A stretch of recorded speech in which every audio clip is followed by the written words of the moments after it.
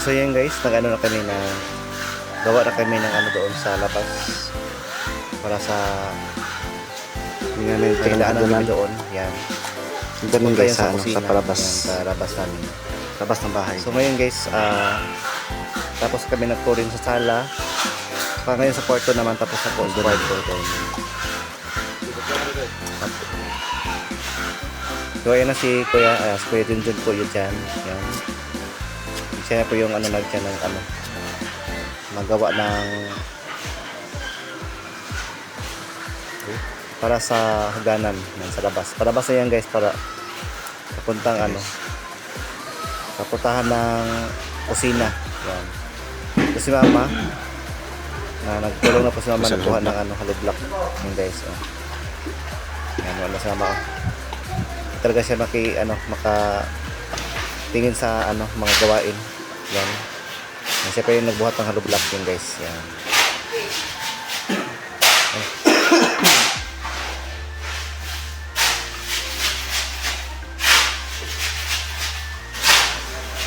Tsaka yung ano, yung sa babo, lagyan ko na yung ano dyan.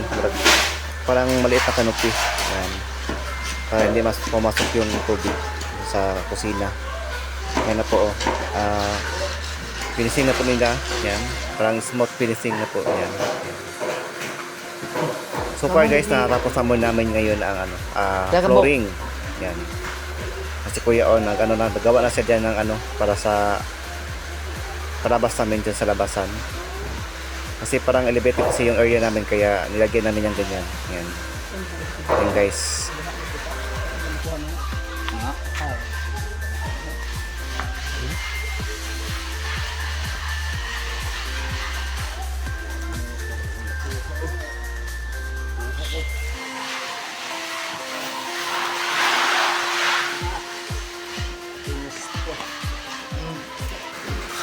Yung guys, yan po yung si Daboy guys, yung pabangkin ko yan.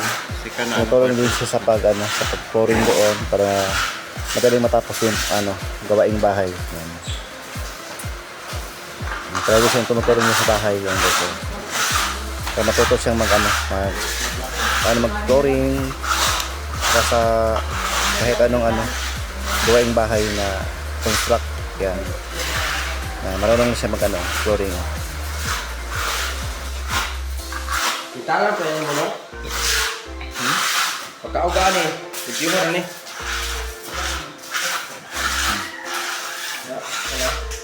Italan na. Hindi na. Makapag. May subanggot pa. Yan, ilagay namin yung kurinti. So yun guys, yung si Tata, yan nag-start kami na kabit ng dyan sa gilid ng putahan. Diyan na may ilagay yung Yung breaker. plangka ng kuryente. Yan. Kita niyo na po yung installer doon.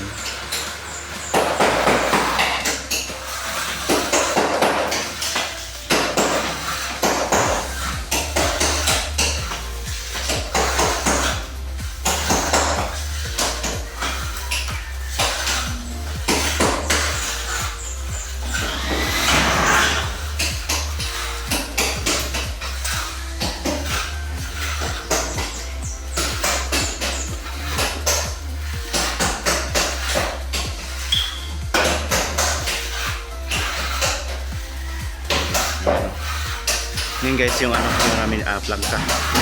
Yung lagay yung plangka. Yan. Meron na pang guys part 2.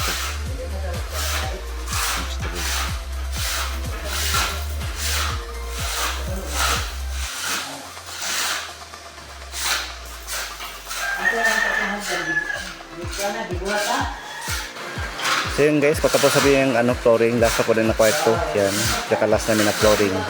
Ngayon po na araw po, matapos namin yung flooring lahat. Yan. Sa susunod po na araw, makabit din kami doon ng ng pangbubog. Yan sa sa dalawang kwarto. Yan. Yung lawanit, guys. Yan.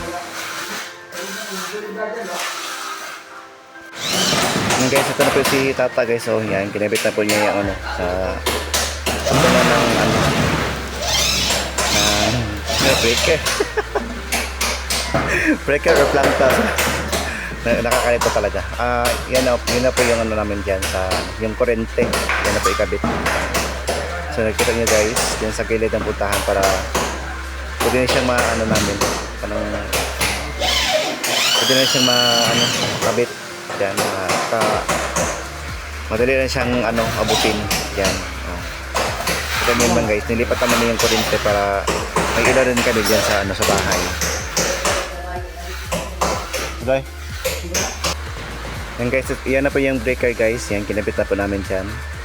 Nakikita niyo po yung breaker. Yan. Noong una pa yung panahon na breaker guys, pero hindi na namin pinalitan kasi matibay pa, pwede pa siya magamit. Yan guys. Yan, nabili na ako ng ng junction. Yan, junction na bago na na 20 sa 20 sani. Basta mas higher siya sa guys. Yan. Pinalitan ko ba ng bago. Yan. Pero yung kahan niya, yan lang po yung namin binalik kasi matibay pa man siya guys, pwede pa siya magamit.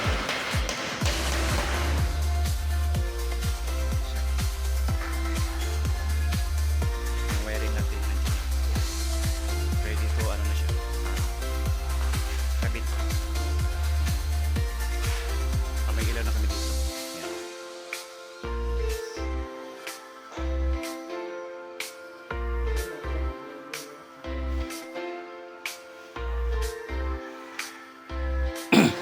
So ito guys, ito yung mga wiring natin guys. Yan, prepare na po yan sa ating pagkabit yun sa ating kurente. Yan, kita niyo po.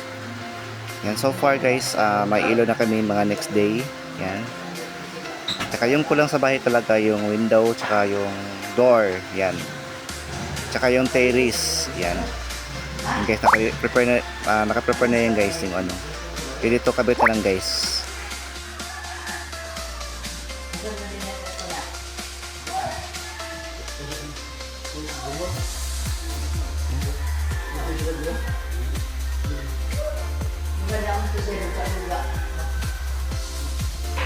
Buat. Unahan na sa ligin. Ay, wala. Kamba. Ay, ito dyan sa. Kurang lang dito.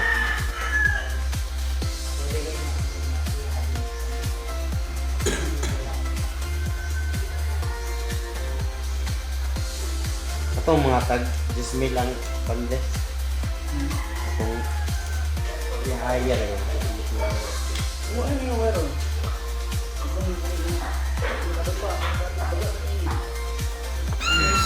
So yun guys, ay, tapos na po siyang sa mga wiring. So kinabit na po yung wiring.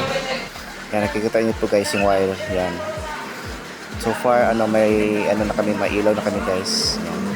Sa susunod na araw, so makumpleton po yung guys, yung mga wiring, mga lights sa ating bahay. Yan. Para talaga, para may ilaw na talaga lahat ng kwarto, sala, tsaka yung kusina, tsaka sa labas sa terrace may ilaw na talaga yung na nakaabang na doon. Yan guys.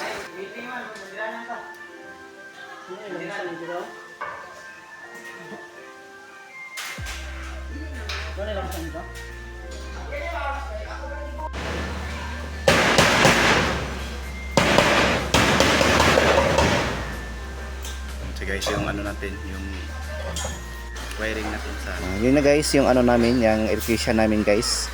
Isa sa namin, Panday. Yan. So yung kasama sa Panday. So marunong sa mag-wiring, saka siya na yung kinuha namin na mag-tap ng electric kasi marunong ko siya mag-wire. Yan. Yan guys, saka mas mura lang yung niya, na niya sa wiring. Kaya siya na lang yung ko kinuha na wiring yan, si Tata. Yung kasama sa Panday ko. Yan. Kasi may experience na siya sa wiring, kaya siya na yung kinuha ko na magkabit ng mga electric. Yan.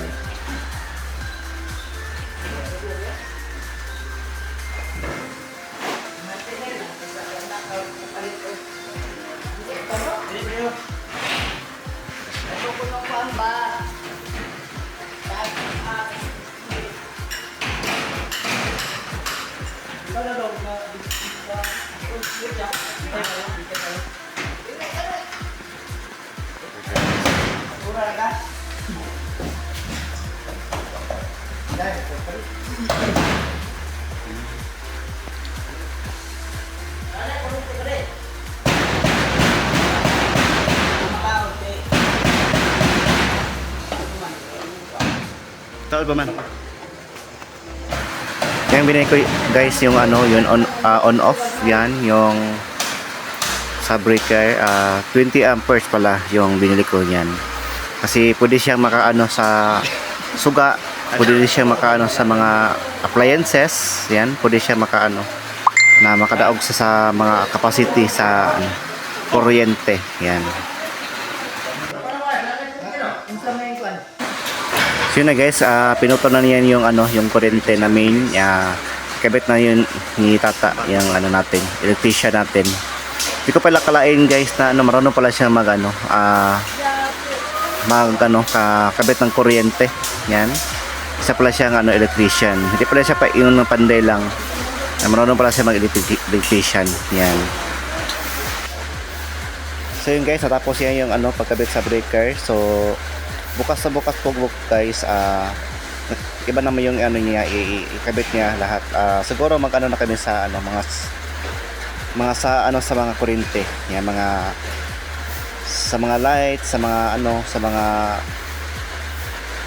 pwede sa kwarto, doon sa sala, yung mga ano doon, mga sani, mga linya sa kuryente, yan bukas. Yan, inuna niya yung breaker kasi sa labas namin namin nilagay yung breaker niya, kaya pinasok namin yan. So sa loob na yung breaker. So guys, bukas po guys, yun na may mga linya sa ano, sa mga suga, yan, saka mga outlet, yan guys.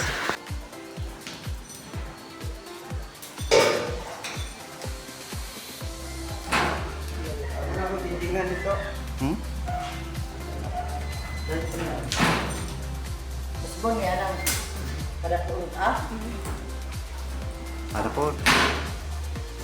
Ganit usbon. Ayaw. Madugay, ariho lang.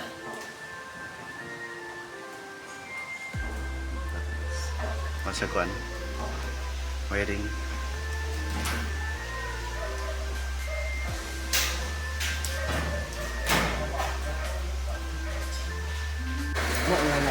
So yun na guys, kinabit na ngayon guys yung ano, kuryente guys, yan. Para may ano kami, may ilaw na kami guys, yan. Pinasok na namin yung breaker, tsaka bukas siguro guys mag-ano na kami ng linya para sa kuryente, para malapit na talaga guys matapos yung bahay, tapos pwede na kami paglipat dyan soon, yan.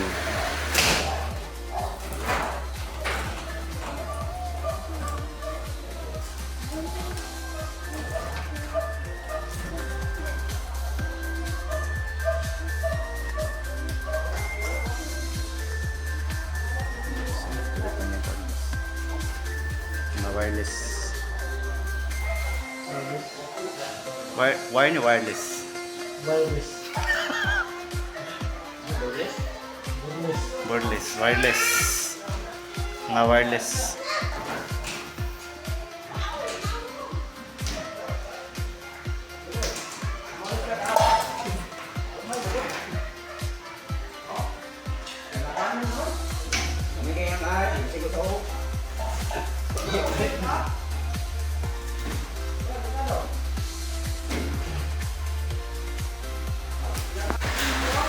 So ayan na guys, malapit na matapos talaga yung kuryente guys, pagkabit ng kuryente, yan. So far makailaw na kami guys, may ilaw na dyan sa loob, yan. Kahit isa lang po yung ilaw ngayon, sa ngayon lang po isa lang yung ilaw, pero siguro bukas mag-ano na kami, maglinya na kami ng mga ilaw doon na pwedeng lagyan ng ilaw, di ba, mga suga. At saka may outlet na po, at saka may mga switch na po dyan na pwede nating ano, naka-ano na sa bahay, para hindi naman yung madilim yung bahay guys, kasi ngayon po madilim talaga yung bahay doon sa kabila, tong ano ni mama doon, na tinitirahan nilang mama. Ano po? Siyempre gubaan ng motor. Hindi mo kung nakadugayan ba?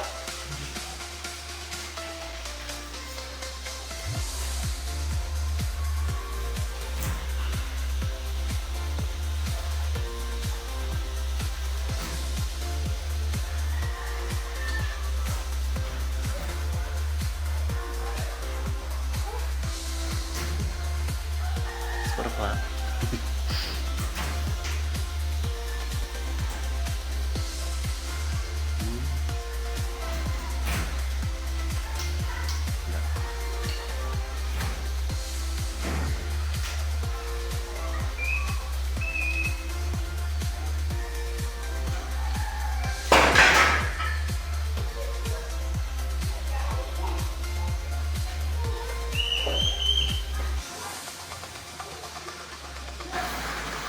So yan na guys, last na po yung ano niya guys, pagkabit guys. So magkailan na kami guys ngayon. Yan, kinabit na niya yung ilaw guys. Yung kuryente, hindi po ilaw pala. Yung kuryente pala guys, yan. So far ngayon mag-ano na kami may isang ano naman ilaw na ano na pwede na gamit yan kasi yung kuryente po ready na po yan. Yan. Wala? Ha? Maganda na? Maganda na? Hindi naman na kasi.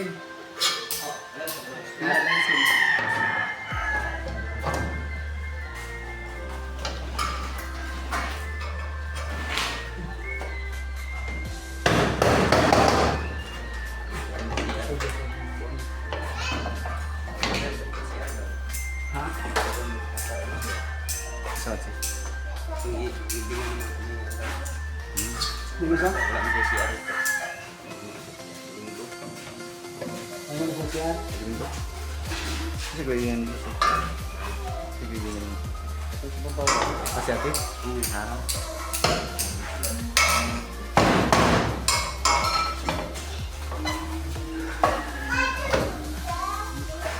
So yan na guys, pinili na po yung ano natin guys. Yan.